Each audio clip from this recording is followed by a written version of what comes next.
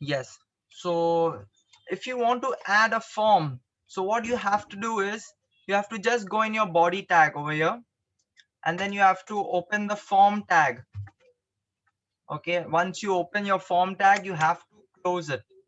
So inside the form tag, now we'll start with our form. If I just save this and I refresh my browser, you see there's nothing in my browser over here at the moment, because we haven't added any attribute or a particular tag inside our form tag. So there are various tags which one can add. Basically, we can just add an input field, a text area, and a button to submit that form. But what happens in HTML, once a person submits that information doesn't go to the server. Why? Because right now we haven't learned a backend language. So there are various backend languages like PHP, you can use Python, you can use Node.js, you can use Express, or any particular backend language which will take that information from your form and give it in your browser, and it will send that information to your server. So right now we are not learning about backend languages. We are just learning how to create that form. And now the next step will be how can you receive that data from that form. So we won't learn how to receive that data. It's beyond the scope of this tutorial. But in future, if you all want an advanced web development course, since this is just for beginners, so everyone gets a basic idea about web development. If you all want an advanced web development course, so you all can request Father for that as well. So there we learn how to make a database, how to add the information you get inside the database, and how to connect the front end code, the back end code, and the database to your entire website. So we'll begin with our form. So it's very easy. If you want to add an input field, you just have to write input. Then you see this type and this name has come automatically. This name thing for now is not important, but the type thing is very important. After you open your input field, you don't have to close it. So if I just go ahead and I try closing it, you see my input field is not closing, but my form is closing. So once you open your input field, you don't have to close it. So if I just save this much and I just refresh my browser, you see I have an input field and I'm able to type something. Okay, so here we can add different types of input field. So it can be of a number, it can be of a particular type of like if you want an email to be written in that input field, so you can add the type as email and something like that. So we will learn all those today. So the basic one which we use is text. So input type equal to text. If I just save it and refresh my browser, you see I can add text in my input field. That can be any amount of text. I can like type 100 words or 100 keys inside my input field. So you can add anything in your input field. Let me just enlarge this input field for y'all so y'all can see it better. So now if I just create a form, I make a input field, say text, and I want a person to write his name in that input field. And I make another input field and the type is again text. And I want that person to add his. What is what? It's in the this. Yes, so I want that person to add his say address in my input field. So I just refresh my browser. So you see when the person will try typing something, so he won't know what exactly he's typing it for, the reason behind it. Whereas if you go in on facebook.com and you see that you know that this particular input field is for your new username or for your email ID, and this is for your password. So the person should come to know in what is required in that input field. So for that we used something known as a placeholder. Okay, a placeholder is very important. So whatever you write in that placeholder comes inside your input field. So say I write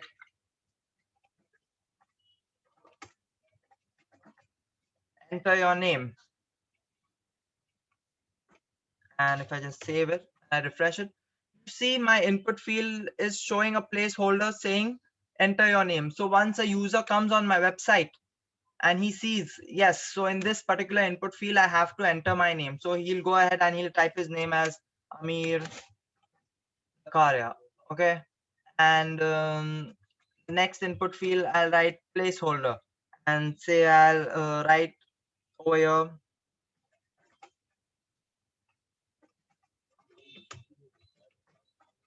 name of your school.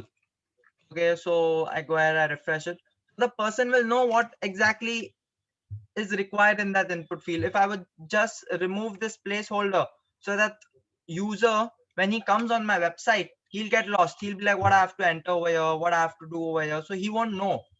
So how we have this text input field, we have another type known as email. Okay, if I just keep it as text only for now, I'll show you all the difference later on. And then we have a submit button also. So I open another input field, type equals submit, and here I have to put a value, not name. So right now the name part is not important. When you have learned the backend languages, you can add this name attribute. Even if you add it right now, it wouldn't make any difference. It won't show in your code. So submit and then value equals, say, next. Okay, if I just save my browser, you see I have a button over here. Okay, I'm clicking this button, so there's nothing happening. I'm just being redirected again to my particular website. So if I want both of them on different lines, so what will I do? I want this input field below this. So what will I do? I don't want them in the straight line. Can anyone answer this? We use BR. Correct. We have to use this BR tag. So this is a very small tag, but it's used many times. So I'll just write BR over here. Refresh it. You see it has come one below the other. So now I want more space. What will I do? I can either use padding or I can use this BR tag again. So copy it and I'll paste it. I'll paste it again. Now I have got a little more space. So if I want it in the center, so we have learned the center tag. Okay, make sure you add all your attributes within that center tag. So say if I open my center tag before opening my form tag, you have to close your center tag after your form tag. You see now it's in the center. Now I can add a padding and all that, so I can bring it exactly in the middle of my page. But right now we are just focusing on our HTML, and later on I'll show you all how to style this particular form. Styling is also important because your form will look very blank and the person won't enjoy filling that particular form. So now the person knows that you want him to type his name over here. So he'll go ahead, he'll type his name, and over here he'll go and he'll type the name of his school, that is Stanislaus. And then when he clicks next over here right now, so it's not being redirected at the moment. So we can write form action, and then you can redirect that person to a thank you page or else to another page, say this about.html over here, and I'll add some content over here.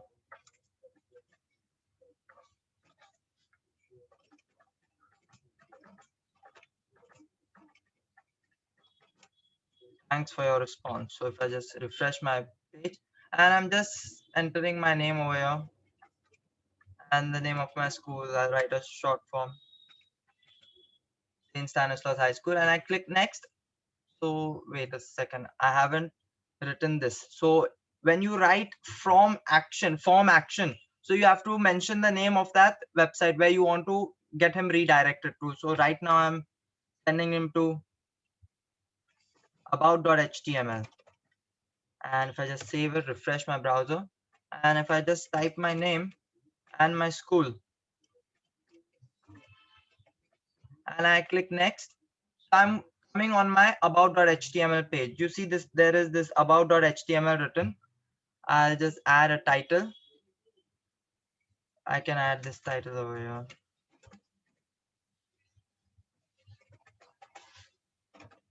I'll write this thank you thing. Okay, and if I just go back on my page, web page, so what will happen is, you see, I can add my name and I can add my school name over here. Now, if the person is lazy, he'll be like, no, I don't want to enter my name. Let's see what happens if I just click next. Oops, looks like he's being redirected without entering his credentials. So you want to prevent that. You don't want him to just be redirected without entering anything. So you add this particular keyword, that is required. So you don't have to write required equal to something. You just have to write required. This becomes a required field. And then if I go ahead and I make this also a required field, so you see, when I go in my form and I try submitting it, so it will show an error. Can you all see this error? It is showing that please fill in this field. Why? Because this field is empty. So if I just type anything over here and I type anything over here, and when I'm filling it, I'm being redirected. So suppose if my second thing attribute wouldn't be filled and I'm just clicking next, so it's giving me an error again. Please fill in this field. So when I type in again and when I fill it, I'm being redirected easily. Now there are various types of input field. So right now we learned a text type input field. Say I'm opening another input field, input type equal to text only, and in the placeholder I'll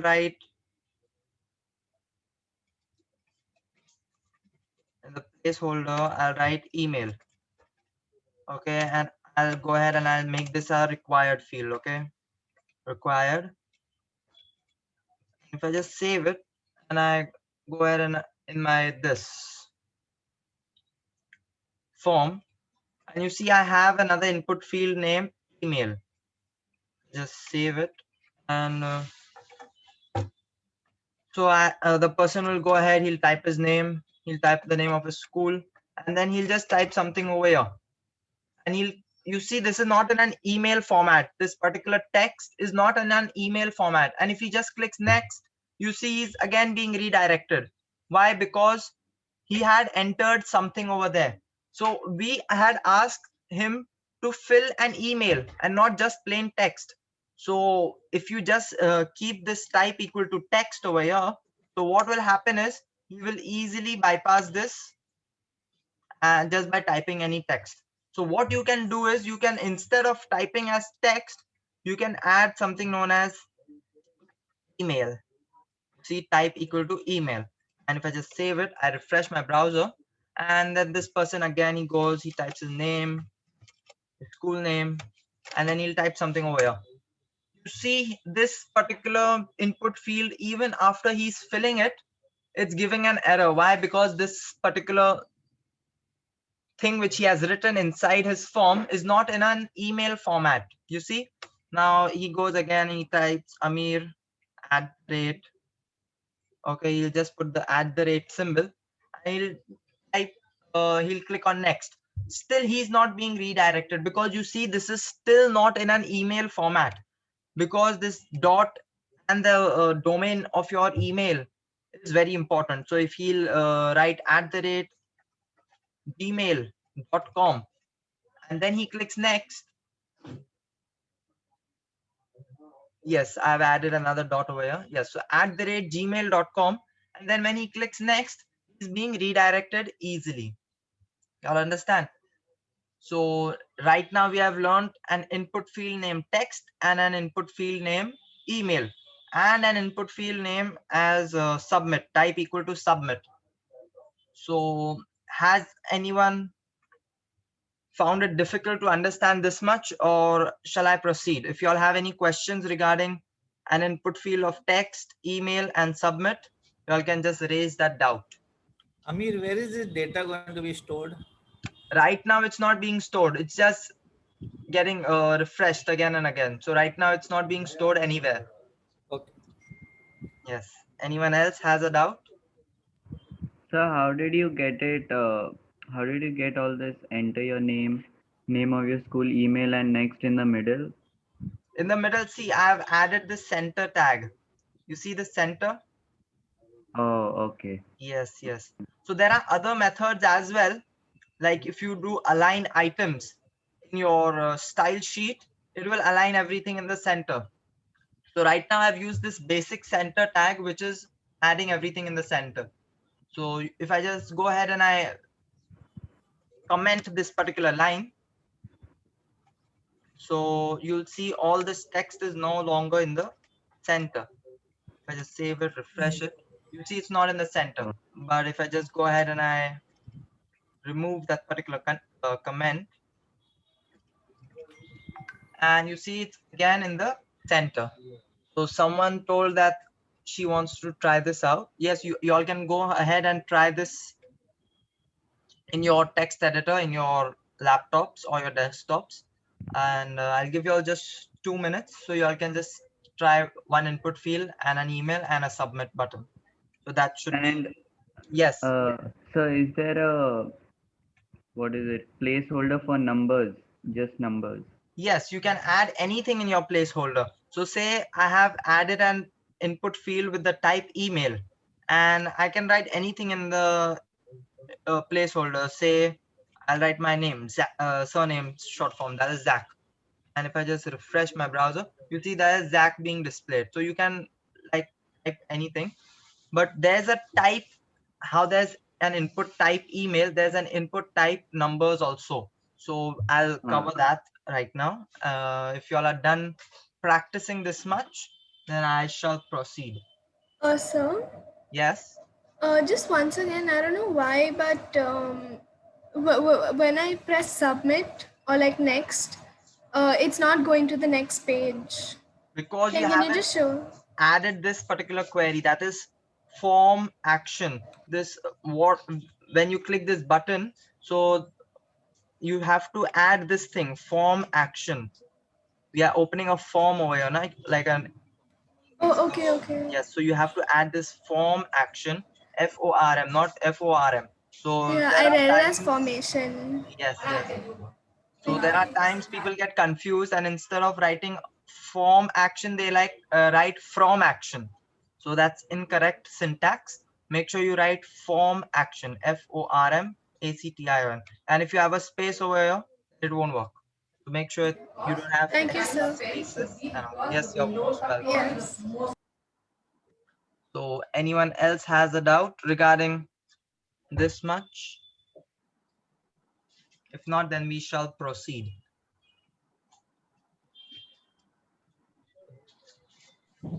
Amir, Yes.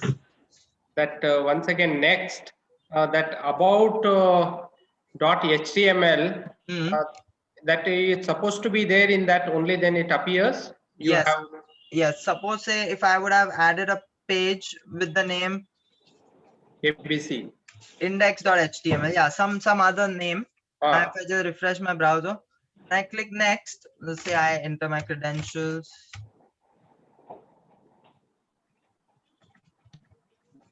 And I click next, it will show that your page is moved or it's not found in that folder.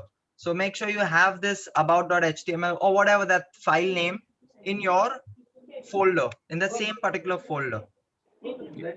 can you show me that about .html, because I have missed that part. Yes, about.html, what you have to do, you are in your text editor, you have to just click Control and N, and then you have to save that file, Ah, Control S, with the extension .html.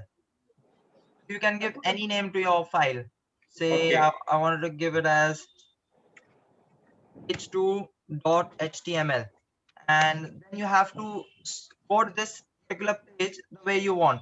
So what you will do, first thing, you will open and close your HTML tags, then you'll add a title, say anything, then you will go in your body tag, and suppose if you want to display a thank you message after clicking next, so what you'll do, you'll just simply open an h1 tag and you'll write thanks or something like that. Your response has been recorded.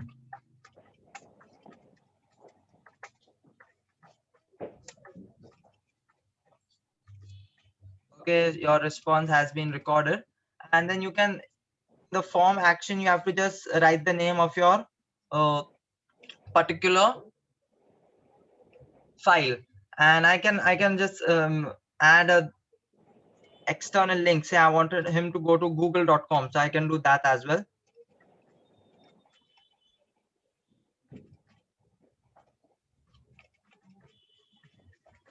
Okay, I can just send that person to google.com as well.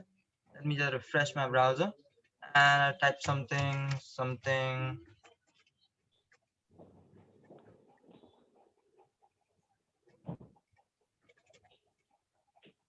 Okay, and I click this next. I'm being redirected to google.com. So this is just the place where you want that person to go to. So you can send them to a search engine, you can send them to YouTube, you can send them to Facebook, you can send them anywhere. So it doesn't matter. So form action and the place where you want him to be redirected or where you want her to be redirected. So it can be a link, it can be a file which is in the same folder. Make sure it's in the same folder. Otherwise, it will show that this page wasn't found. So if anyone else has a doubt, they can just raise it.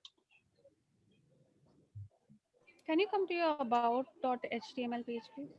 Yes, about the HTML.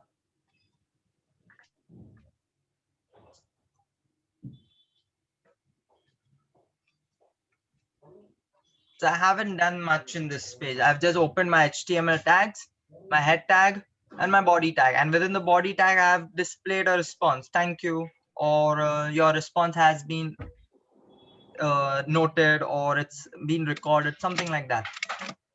So about our HTML, this is just the basic code, and I'm sure you all can display something even more creative, like you'll add a background, an image, or something like that, and say your response has been recorded, and if at all you have a query, you can contact us. Anything you can add. So there's no restrictions. You saw I could have added that person and sent him to google.com as well. So it's all up to you. It's nothing that important. So make sure your about.html or any page like page2.html, it's in the same folder. If it's not in the same folder, then it will show that person a broken link. And say if I haven't written anything, form action, I just go ahead and refresh my browser and I type something over here and my email.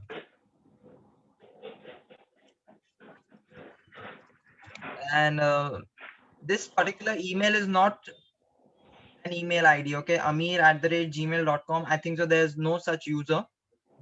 And if I just type anything, the main idea is that particular text should be in an email format. Like it should have an @ symbol. It should have this @yahoo.com or gmail.com. That extension is very important. So make sure you it just checks whether that extension was written, that symbol was there, and that email can actually be an invalid email. Like you see, I've typed something and @gmail.com, and it will still fulfill my query over here. And if I just type it and type something over here, and once I click next, you see I'm not being redirected. Why? Because I've left this form action as empty. I haven't given it an action. So I can write anything like h2.html, save it, refresh my browser, and then I can go ahead and I can type something over here. And I go over here and type.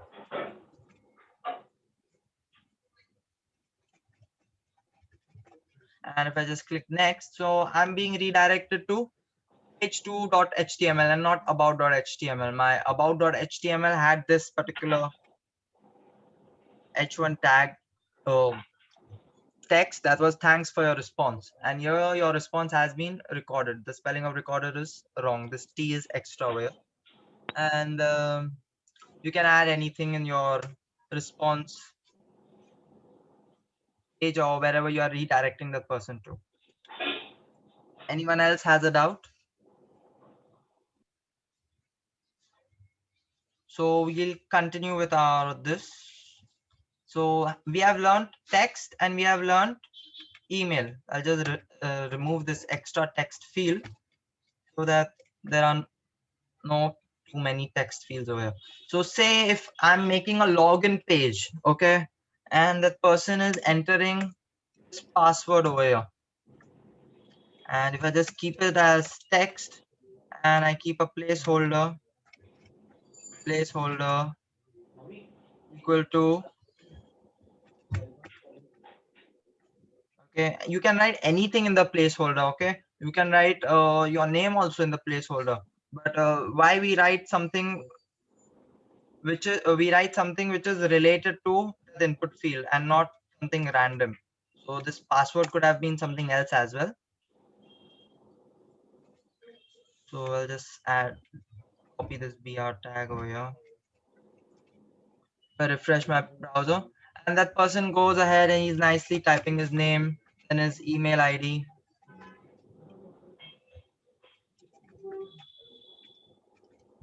And then when he goes in the password field and he's typing his password, you see it's not in the password format. The person next to him can see what he's typing in the password field. So how we have an email type, we have a type known as password as well. If I just save this and I refresh my browser, and once I go ahead and I type something in my password field, what will happen? It will come in a password format. You see, it's not in plain text anymore. Our understanding. So you just have to change one thing and the entire function is being changed. Like in the type, you just have to write text, email, password, or anything.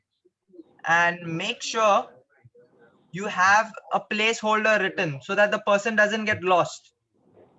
Otherwise, that person will be like, oh no, what I have to type in this input field, and he'll get lost.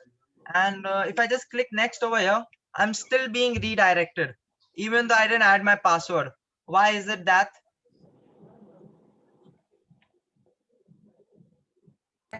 So you haven't put required. Yes, I haven't put this required thing.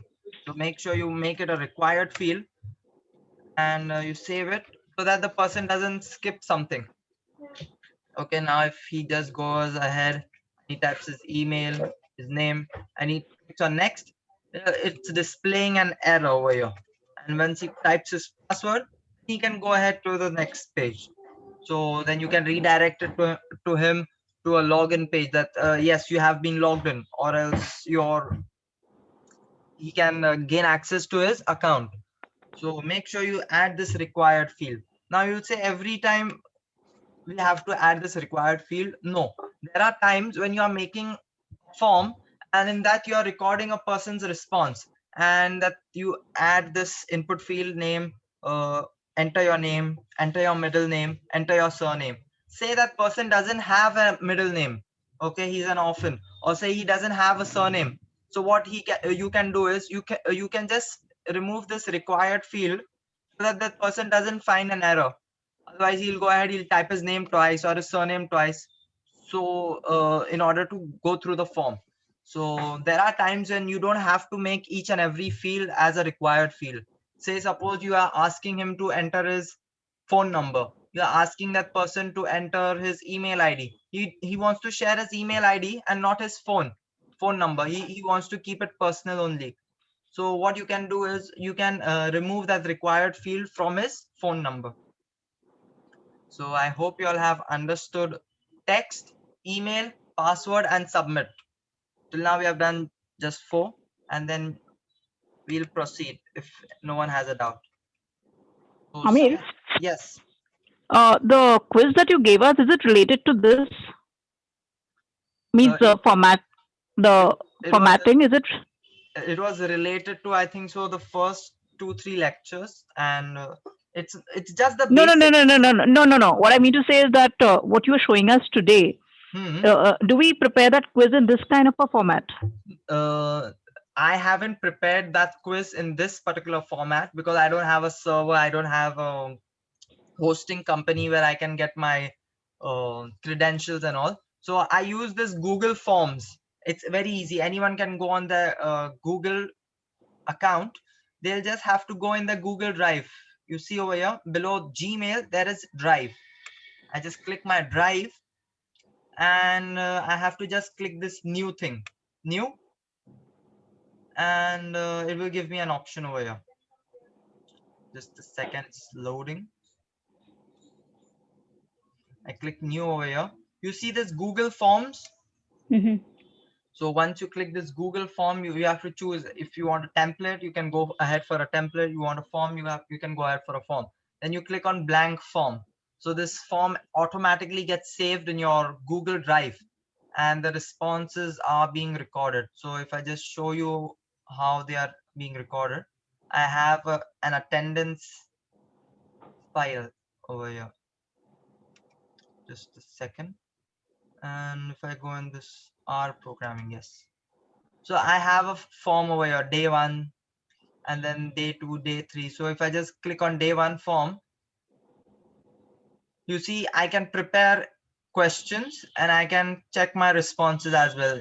It shows, yes, there were 11 responses. All these students were present, and they have written the institute's name. They are a student, this, that. And then you can, this is a summary. You can view their individual questions as well. Okay, and then if you go in this individual, so you see this first person named Mustafa from Herat University, he's a student. Then if I just click on this button over here, and then I'm viewing my second response, that is Hamad from Xavier's Institute of Technology, something like that. He's also a student. So I can view all my responses over here just by clicking this.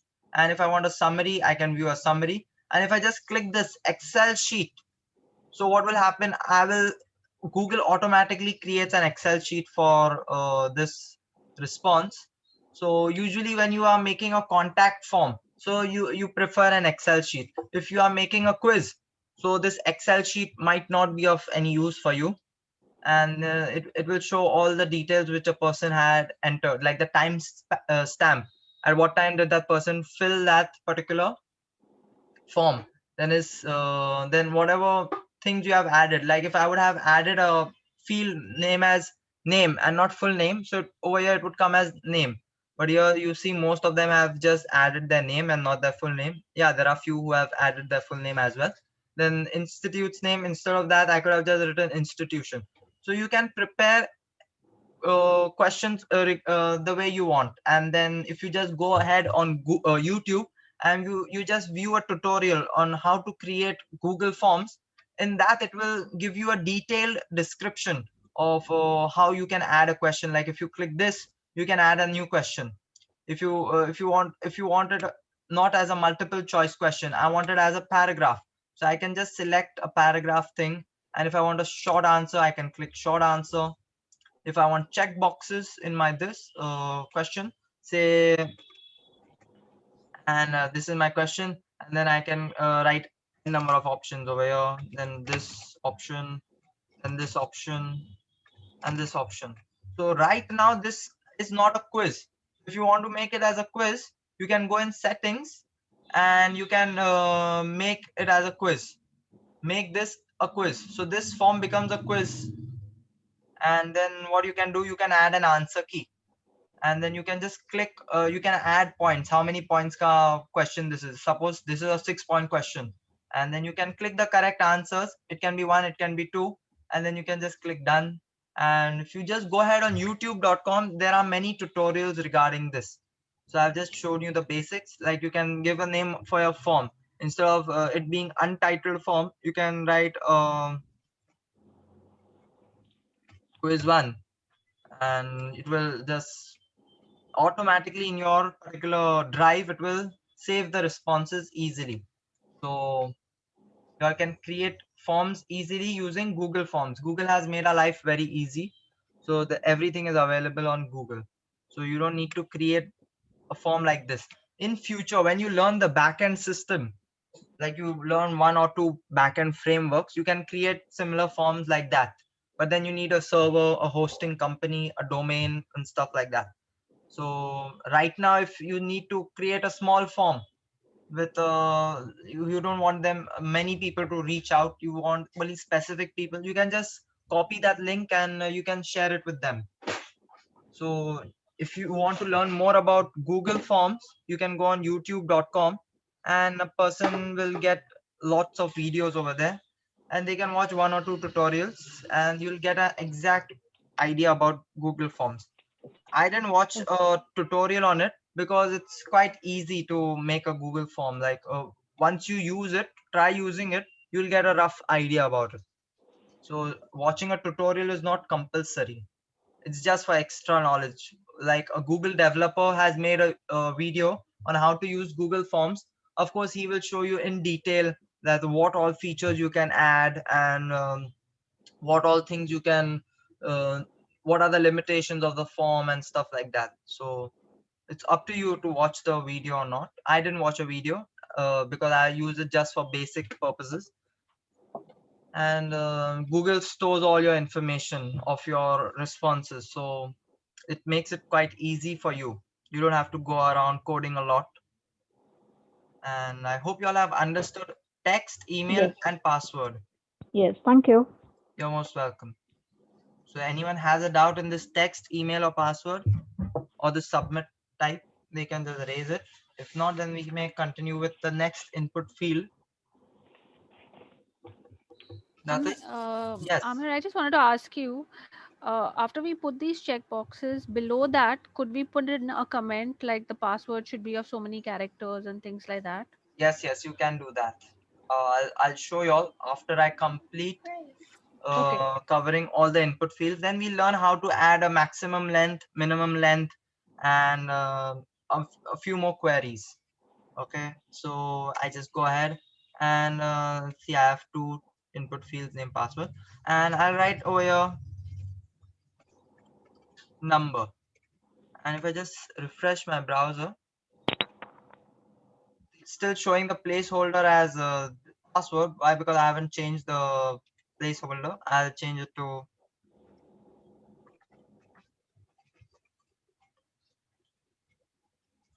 phone number. Okay, I refresh it. You see, it's showing in a phone number format. So if I just type something A, B, C, D, E, F, G, something like that, you see it's not being entered over here. Why? Because it's in a number format. Where if I just type numbers over here, you see these numbers are being displayed easily, and a person can manually write the number. Suppose you have asked his age, so he can just go ahead and he can add his age. Suppose he's 90 years old, so it's no point just clicking this top arrow over here. He can just go and manually type 90. So I hope you all have understood this number input field. It's very easy. You just have to write number. So forms in HTML, they are an easy topic. So you just have to change one thing and the entire thing changes automatically. So we have learned text, email, password, number. And now we'll learn something known as date. Suppose you want the person to write today's date. Like you have made a social media platform and you want to know which date did he join, or you want to know his birth date. So what do you do? Input type equals date and placeholder. Make sure you write the placeholder. Placeholder, say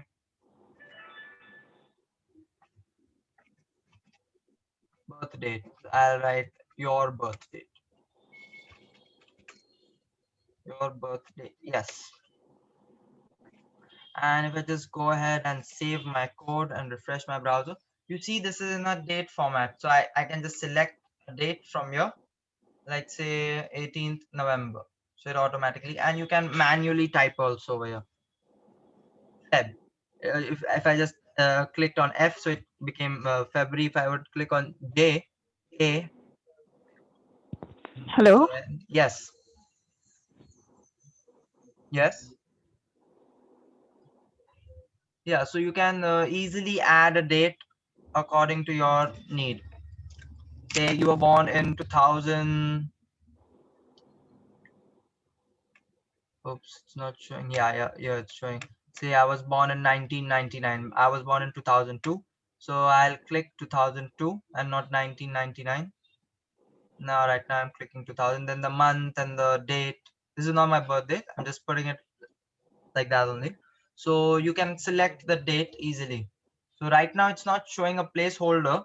Why? It's because there's no space for a placeholder. So what you can do is you can add a label. I'll cover how to add a label in like 5-10 minutes. And then I hope you all have understood these input fields. If not, you all may go ahead with your question. You all want to practice it, you all can practice it. If you all want me to continue, I can go ahead and I can continue the class.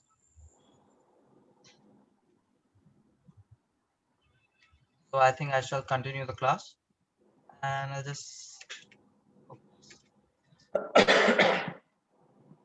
So now we learned text, email, password, number, and date. And say if you want to make a reset button, okay, like you have a very long form and the person, he's typing everything. Yes, format of date is it's date, then the month and the year. It's an Indian style. It's not in United States style. So in United States, they take the month before and then the date. So the format is 02. You see the date. Then the month is printed out over here manually, and the year 2000. So you can scroll through the years. Like suppose you're born like in 1913. So you can select 1913. Then you can select the month you were born in, say June, and then the date. So here it's 28 June 1913. So this is how you can add a date. So right now this placeholder thing in the date is not required. Why? Because we don't have space for a date. I mean a placeholder of the date. Amir, why do we have to write that required thing? Okay, I'll answer that. Your date format might be different. That shouldn't be an issue. So the person will understand that format easily. So if you have followed this particular syntax, so it doesn't matter which format is it. The bottom line, that person should be able to enter a date easily, or else you can have just added an input field and you can have written that enter your date in this particular format. So that person will enter his date. So why we write an required field? If I just go ahead and I remove my required fields and I save my web page and I send this form to my friend, I'll say that, brother, can you just fill this form for me? So he'll be like, okay. And you know he's lazy. So what he'll do is just click next, and he's being redirected automatically, even though he hasn't entered anything. So if I just have these required fields within my form, and if he thinks he's over smart and he tries clicking next, oops, let me refresh my browser. Yes, and he tries clicking next, you see he'll get an error over here. So he'll be like, oh no, this form is something serious. So he'll go ahead, he'll type his name, then he'll in this particular thing I have added the placeholder as Zach. I'll keep it to email so that the person knows what he's typing. So he'll type his name, he'll type his password, he'll type his phone number. You see, if you try typing A B C D E F G, I don't know why this E thing it gets typed, but rest of the characters, they don't get recorded in this phone number. See, if I type this E thing, it comes only once, but it comes. So I don't know why is that, but other characters are not being recorded. And he tries clicking next, he's being redirected because my email thing is not a required field. Yeah, so I'll just keep it as a required field. So you see, people can just skip a question if it's not in a required field format. You understand? So Yes. now if he's clicking next, so he's not being redirected. So unless until he doesn't have this input field in an email format, that is amir@gmail.com, till that time he won't be redirected. Then of course he has to enter his password. And you see, if I just click next, if I just go back in my web browser, you see all these input fields have been recorded, but this password field wasn't. It is because this password characters, they are important characters. Nobody wants the person to know what he has typed. So for safety purpose, the browser automatically doesn't save the password. Yes, if you just sign in a particular account on your, say, Chrome browser, it gives you an option to save that password for later. Why? Because you might end up forgetting that password. Then you can just go in your settings and you can view that password. Okay, and see, I haven't kept this birth date as a required field, so that person was skipping it. If I just click add required over here and I save it, so that person shouldn't be able to go ahead without adding his birth date. So a required field is important at times, and there are times when you don't require to make that field a compulsory field. Okay, so have you all understood this? Yes, yes. Type equal to text, email, password, number, and date, and submit. Submit is also important.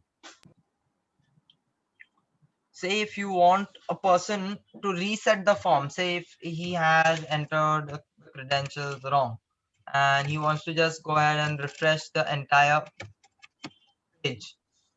Okay, so what he'll do, he can either refresh it or you can add a reset button. So that's also quite easy to add. If I just copy this, or else I'll just type it out. Okay, so for that you just have to change the type to reset,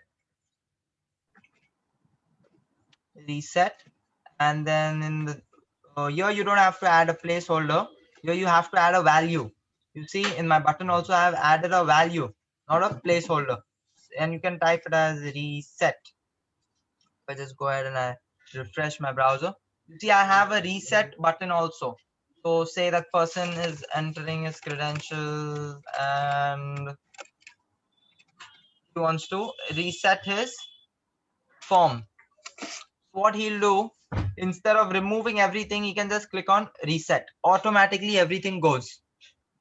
So this reset form is used at times. I mean, this reset button is used at times and it's not used at times. So it's all up to you. And the value can be anything. You can write gibberish as well. And you see my reset button has this particular value. So it's make sure you add a value which is related to the function of that field, because it's a reset button. So I'll write reset over here instead of adding something else. Once I click reset, it automatically removes the content which I had filled in my form and the numbers over here. Okay, and I'll just add a date, and if I just click reset, everything goes. So anyone has a doubt in this reset thing, they can raise it. If not, we shall proceed.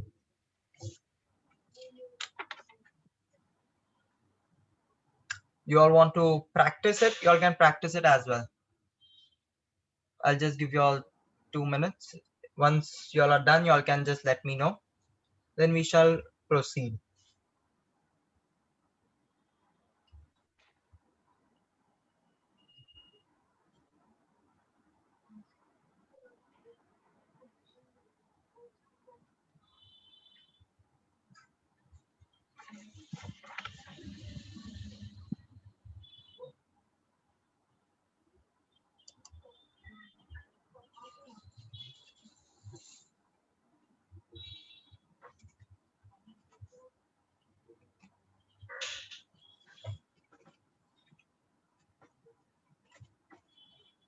So are you all done practicing or you all need more time? Amir? Yes. In case if somebody, I mean, if you don't have a reset button and you have already submitted your information, yes, and you need to change it, in that case, is the information re-recorded, or I mean, how is it going to be? Does it go? Is it recorded as a new person, or I mean, how? It depends on how you make your form. Say that if you make a Google form, so there are times when you can go back and you can make changes in your form. So if I just show you this form, and once I'm done submitting it, So you can either add this thing, allow changes or not. So it all depends on your coding. So say if you you allow making changes, see over here, edit after submit. So you can do that in your web browser application as well, but you have to add that query. You have to code that thing in a language, a programming language like JavaScript or say Python or PHP, anything. But you have to code that thing. So if you add that particular thing in your code, so you will be able to allow that person to make changes in his form, like how we have this Instagram login page. So you have added your name, pay, number and all that, and then you can change it as well anytime after creating your account. Suppose your number has changed, so you can go ahead and you can change it as well. And say if you don't know how to do that, how to allow the person to say change his stuff which he has written, and you didn't add a reset button or something like that, so then that person, once he refills that form, he fills that form again, so it will be added as a new response in your database. Okay. Yes, Yeah. Thank you. you're most welcome. So y'all are done practicing. Shall we proceed? So you see the small check boxes over here. If I just click it, so it gets ticked. If I click it again, it gets unticked. So this type is checkbox. So over here you can add this a label next to it, and people usually add a text. So say, do you agree to the terms and conditions? If yes, then click this checkbox. So when the person clicks on this checkbox, so then he can proceed. So if I just make it a required field and I add a paragraph over here, p tag, and I write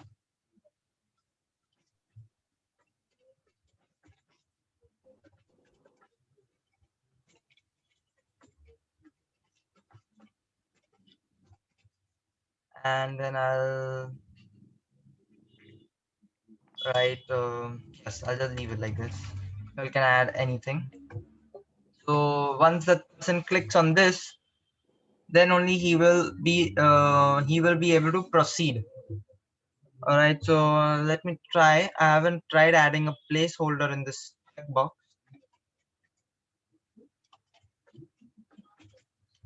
Okay, if I just refresh it, no, then there's no point adding a placeholder. What people do is they add a label. I'll show you all how to add a label later on in this class only, don't worry. So this, without checking this checkbox, the person won't be able to proceed. So say if that person added his name, his email, and his password and his number, okay, then he's added his birth date, and he doesn't click this checkbox, so you see it's giving an error. So you can write anything that by signing up you agree to our terms and conditions. Most people, they don't go ahead and read the terms and conditions. Why? Because it's a quite lengthy page. But if at all you spend time reading those terms and conditions, you will come to know what all information that particular application is retrieving from your phone.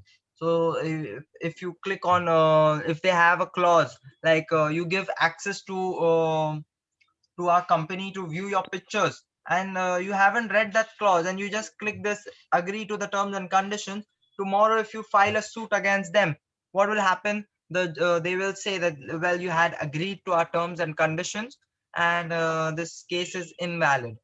So you'll be like, no, Source was breaking for everyone. pardon. So your voice is breaking. I'm not sure if it's only for me or if it's for everyone. Is anyone having a problem with my voice? Yes, even I found it breaking. The last part was not clear. Okay, so I'll explain it again. Sorry. So what I was saying, you can see that if I don't click this checkbox and I click next, what is happening it's saying that, oh no, you cannot proceed further, you have to click this checkbox. So most of the companies, they add this this checkbox, and they write, do you agree to our terms and conditions? So most people, in most of the cases, what they do, they just click it that yes, we agree, and then they log in and they sign up. But if you care to read the terms and conditions, you will come to know what all information that company is accessing. Say if they had written this particular clause that you give us permission to access your gallery. So in your gallery, there can be personal pictures of yours, your families and all that you don't want to share with that company. And then you tomorrow you come to know that, well, this facebook.com has access to my gallery. So then you go and file a suit against them. So they will say that, well, you had agreed to our terms and conditions. This case is invalid. All right, your clauses making no sense because you had agreed. So now you cannot appeal in the court saying that no, you cannot access and all that. So make sure you read your terms and conditions when you sign up for a page. Say first time you haven't heard about this company and they have opened the social media application. So you should read the terms and conditions. It's important. So most of the people, they don't read it because it's quite lengthy. So you can just read the last part. You know what they do? The confidential information, which mostly the person doesn't want to share, they'll write it in the last, so that the person, by the time he is completed reading half of the document, he'll get bored and he'll be like, okay, no, let's agree to the terms and conditions. There shouldn't be an issue. So you can just read the last part because all the fishy things are written in the last part, like you grant us permission to access your contacts or to your microphone, to your gallery, to your camera, stuff like that. So the last part, they mention all these fishy things which a person doesn't want to share. Also, that Pardon? can't read. I didn't get Very your often question. difficult. I Even didn't those conditions where before to agree, those conditions, terms and conditions they put, they are written in such a small script. It is very difficult to read also. Yes, yes. There are times they do that as well. So you can just zoom into it and you can view the terms and conditions. Okay. But Amir,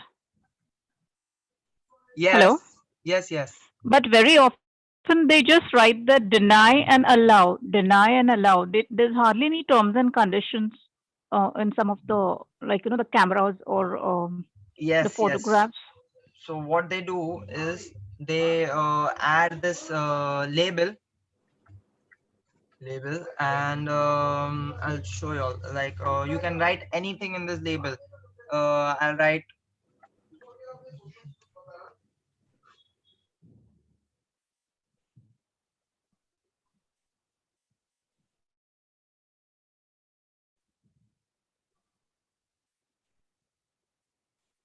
and over here, instead, if I just save this and I refresh my browser, I don't know why this label is not working.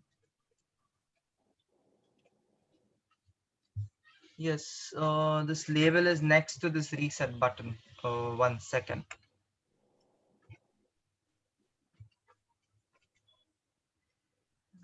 Yes.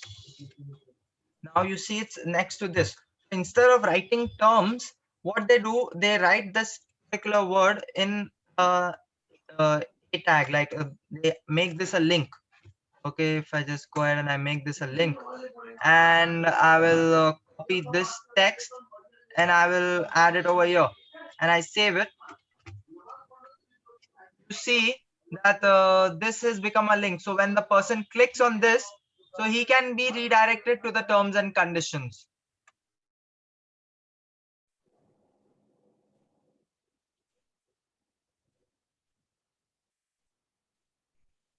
So I can just make a terms and conditions page as well. If I just rename my page to .html and rename as terms. Okay, if I just save it. So if I just refresh my browser, I click on this terms, so I can be redirected to the terms and conditions page over here. So right now in my terms page, I have nothing. I've just written your response has been recorded. So what I can do, I can type all my terms and conditions over here, and the person can just come and read these terms and conditions. So they often use this word terms and this conditions also, they make it a link. So once you click on it, you can view the terms and conditions. So they cannot write all the terms and conditions while signing up. So it will just distract the person. So suppose you are excited to create a Facebook account. So you won't need any, you don't want any disturbance and all. So what they do, they just keep this checkbox instead of keeping all the terms and conditions. And so you just tick it and you just go next. So there are times nobody reads the terms and conditions today, and you can make this. I'll just explain this label part to all of you all, because I didn't cover this. I'll just, yes. So this terms and conditions is not in this tutorial. You can just go on Google and learn about terms and conditions. So I'm just explaining in short that this is how people make you accept the terms and conditions. So if you just disagree to the terms and conditions, so they'll be like, then don't sign up with our page. So you will be redirected to another page, say their help page, or say their customer care page, where you can write why you don't accept to the terms and conditions. So I'll just explain this label part. So say I don't want to add this placeholder and I want to just keep a label. You can do both as well. It shouldn't be an issue. Like instead of writing such a big placeholder, I'll just write name. So, and I'll create a label over here. So it's created using the label tag label. And between the opening and closing of the label tag, you have to write whatever you want to place in that label. Like say,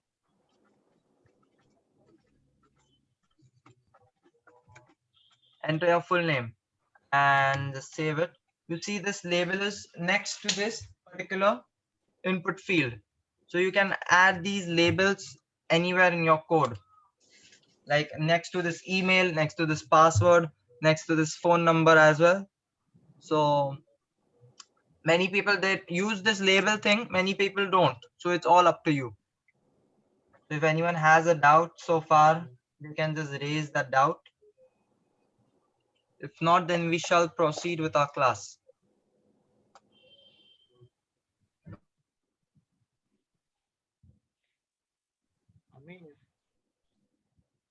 Amir, can you hear me?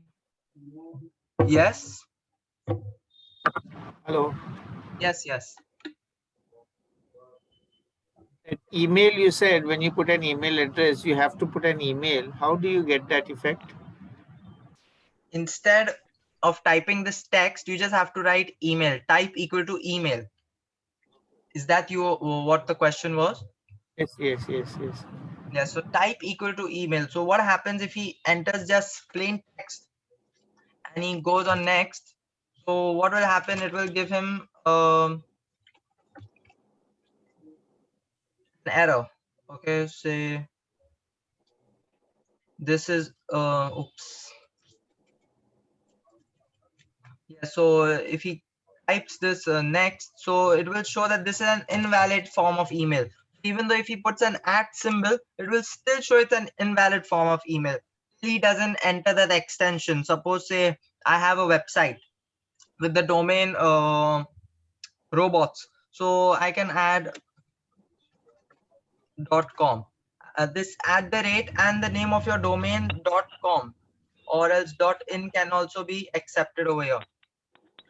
It should be an email format. So this particular email doesn't exist anywhere. It will still validate. But how does it validate? What is the command for validating email? Yes, Equal type to equal email. to email. That's it. Okay. It's very easy. These input fields, to make a change, it's very easy. Like to make a password field, you just have to write instead of text, password. This placeholder and all, they are like extra things which you want to add in your web browser. So even though if you don't add a placeholder, it shouldn't have any error. So we generally put this placeholder so the person comes to know what he's entering in and what is required in that particular field. So this placeholder is not required, and then you can keep that field as a required field or not a required field. Say that you don't require his email, so I just remove this required field so that the person won't get stuck while not filling this email. Like I just click next. I think I have to refresh my browser. Yes, I have to refresh my browser. You can refresh your browser by just clicking F5 instead of just going to this particular button. So I just type my name, my password. Yeah, I don't have an email ID. So I won't keep that as a required field because I don't need email IDs. So I'll just click next. Oops, it's still not. Yes, I didn't save this code. Yes. Okay, so I won't add an email ID. And if I just click next, so what will happen is I will be redirected without an issue. You see, I'm being redirected. This page 2.html, I have changed the name to terms.html like that only. So make sure you add a name of your page or the link, which is an existing page or an existing document or an existing website. This that you have to add using form action. So this, anyone has a doubt regarding all of this, they can just raise that doubt.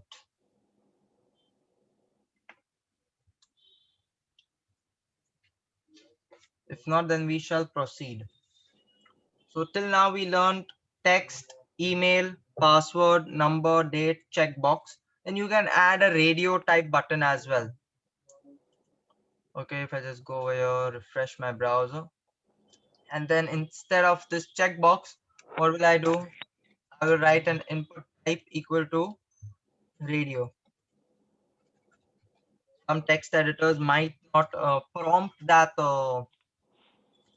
say that syntax, but it's a valid syntax. You see, this is in a radio button format. You see, if I check it, it gets checked. If I hit reset, it gets reset. And yes. So you can add a radio button instead of this checkbox. If I just go ahead and I remove this checkbox. All right, and save my, so that person will agree to the terms and conditions by clicking on this radio, and you can make a radio button, and then you can make this radio button as a required field as well. So if I just click required and then save it, refresh my browser, this becomes a required field. If I just try entering things and I don't enter a particular, I don't accept to the terms and conditions, if I click next, right now it's showing me an error because why this particular E is there. This has to only record numbers. So I'll just remove this E and try clicking next. So I'm being redirected. But what if I had kept this as a required field? I had kept it as a required field, but yes, it has some error. No problem. But you can keep it as a required field. So that person checks this and then only he gets redirected. So we have learned how to add a plain input field, say text, email, password, number, date, radio, and then this reset button also. Then this submit button also we have learned. So there's another way to add a button. So what people they do is, instead of writing input type equal to button, they just type button, and then in the button they'll write type equal to submit, and between the opening and closing of the button tag, they write the name of the button. Say my button's name is hello, so I can write hello. So once I click it, you see there's nothing happening, but if I just add this form action, then it will redirect it redirect to whatever page I want to. So you can add a button in this way as well.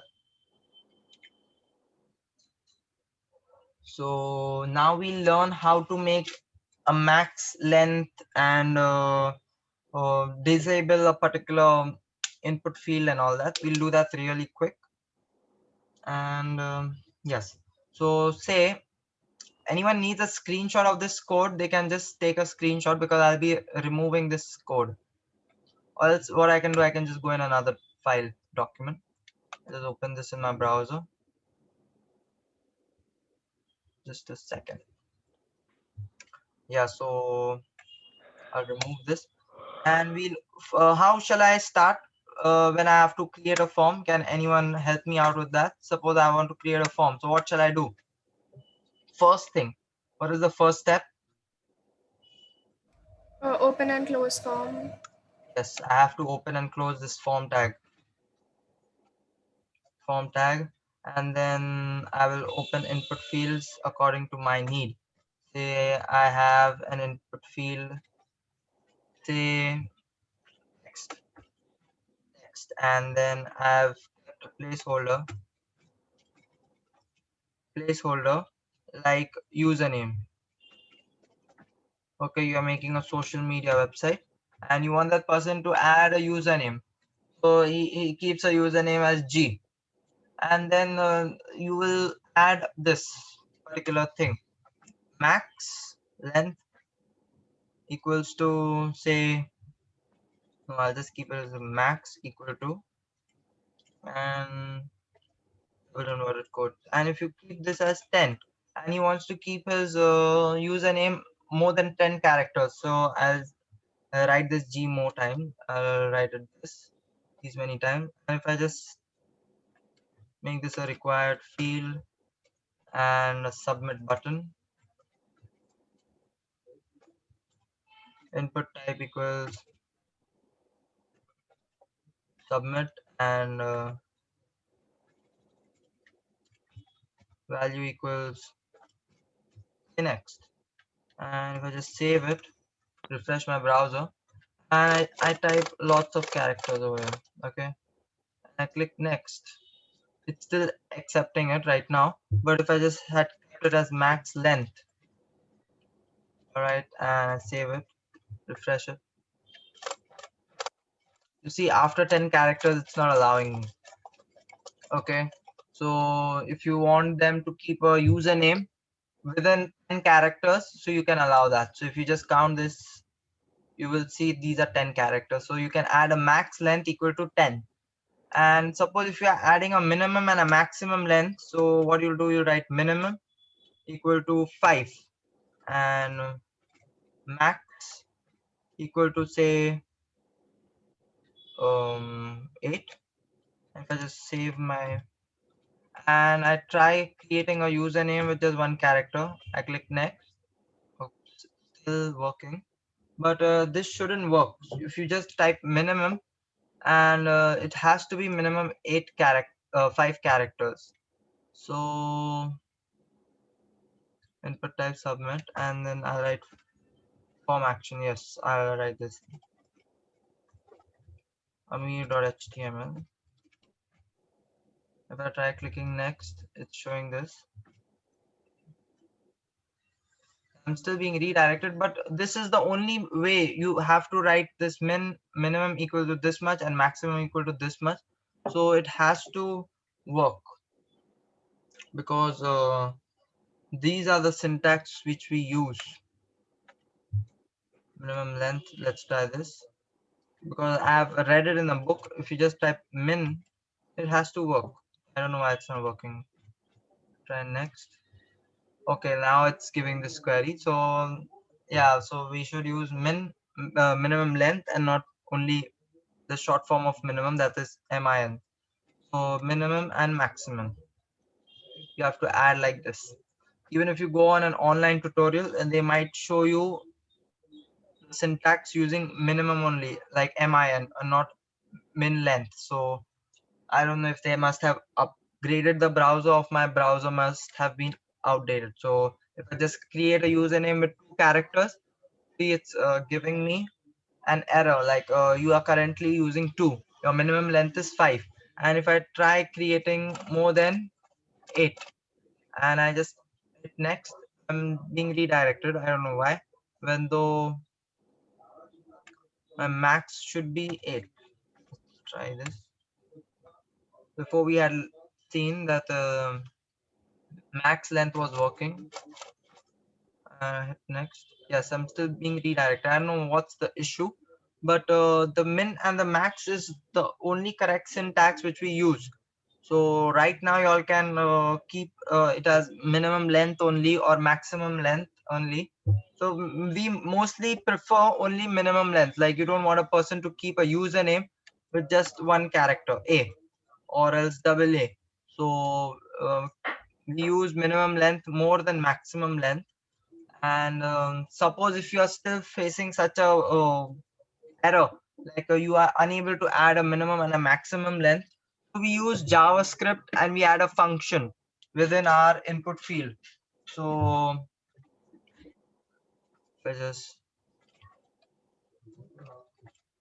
we can add a function as well. Like if I just add a script like src and then the name of my script like .js, and I make a script and in that I can also add a query. This should be the minimum length, this should be the maximum length. So right now it's not working, but you all can try in your browser whether it's working, but only this minimum length is working at the moment. So you can just stick to this minimum length. So like I'm typing only 3 characters, clicking next, so it's showing over here like you have to at least add 5 characters. So I create another input field. Okay, and instead of minimum length, I add max length equal to 5. Okay, and if I just refresh my browser, you see I won't be able to exceed 5 characters. See, if you just count the D's, these are 1, 2, 3, and 4 and 5. I'm trying to type more, it's not allowing me. And over here, if I'm just typing 2, I'm clicking next. So it's giving me an error over here saying that you have just entered 2 characters. The minimum length is 5 characters. So you can do that using min and max. Then what else you can add is this disabled thing. Say if you put input type equal to text and then let's just remove the name, I'll add a value and say AMI or Amir, and I just save it, I refresh it. You'll see the value over here, it's showing Amir, but I can backspace it. But if I would add this query that disabled, and if I just refresh my browser, you see it's not allowing me to make changes in this particular field just because I added this disabled thing. Like how we added this required field, we can add this disabled function as well. So I hope you all have understood minimum length, maximum length, required field, and this disabled function. If anyone has a doubt within this, they can just raise that doubt. Can you If not, explain the disable function again? yes. So say that you have made an input. I mean, you have made a form, and you have sent it to your students, your college students, your school students. So what you can do is over here you can write a label, school name, and in the value you can add the name of your school. Say Saint Stanislaus, and if I save it, so what will happen?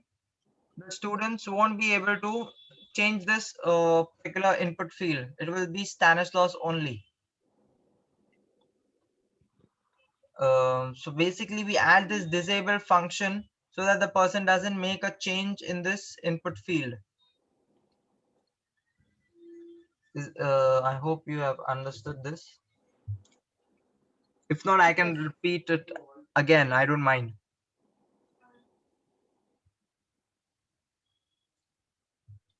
So I can keep it as disabled as well as read only. Okay, if I just keep it as read only, you see it will no longer stay in gray. It will be like this, but I cannot make a change over here. See, I'm trying to make a change. It's not allowing me to make a change. So if I just copy this entire line, and over here I type as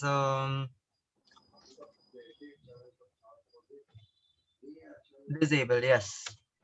And if I just refresh it, you see the difference between disabled and read only. This is read only and this is disabled. You see, I cannot even you can see the difference in the color, and but in both of these fields I cannot make a change. See, I'm trying to backspace it. You can just type this code in your browser and you all can check whether it's working or not. I hope you all have understood this particular disabled, read only, then minimum length, maximum length. If you all have a doubt in this, you all can just raise that doubt. If not, then I'll continue. You see, this is read only and this is disabled. The difference you all see. And then Mohammed, when would you use this function? Basically, why would you use this? disabled function. Disabled function. Yes. Yes. Yeah. So say that you are working for a company. Okay, suppose you're working for Facebook. You send a form to Facebook users, and over here add a label. Okay, you work at, and over here I'll create an input field. Input field type equals text, and over here value equals Facebook. And over here, instead of writing required, I'll write disabled, and I'll save it. And then I will add other input fields like type equals text, placeholder, say name, and then again copy this entire thing. And you'll make other placeholders like say your city, then your state, then your position. And if I just save my this, so you see that I can't make a change in this Facebook thing. Oops, it's allowing me. It shouldn't. To work at Facebook, value equals Facebook. I'll just remove this name thing.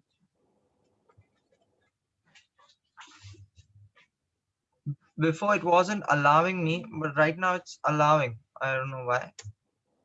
I'll just use this BR tag. Yeah, so basically if Sir? you want that person not to make a change in this particular field, Sir? so yes. I think you forgot a D in disabled. Yes, thank you. Sorry. So now you see I'm unable to make this change. So that person, when you send the form and that Facebook guy sends it to someone else by mistake, so that person will come to know that yes, you work at Facebook. Then he'll be like, no, I don't work at Facebook. Then I shouldn't fill this form.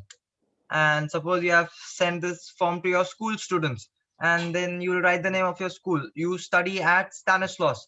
So if that Stanislaus guy sends it to a friend in Podar, so by mistake or purposely, so that student will read it that you study at Stanislaus. He'll be like, no, I study at Podar. So he won't be able to make this change, and he will not proceed with this form. So he'll just get a basic idea. Yes, this form is not for me. Something like that. So therefore we use this disabled function, and we can instead of disabled we can use read only as well.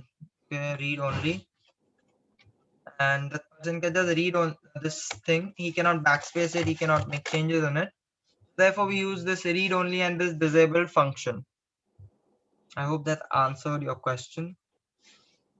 Yes, thank you. You're most welcome. So yes, this was all for today's class. Then I think we shall conclude over here. If you all have a doubt regarding what was done today or what was done in previous classes as well, you all can just raise that doubt. I'm here, and others can leave the class. So today's class is done.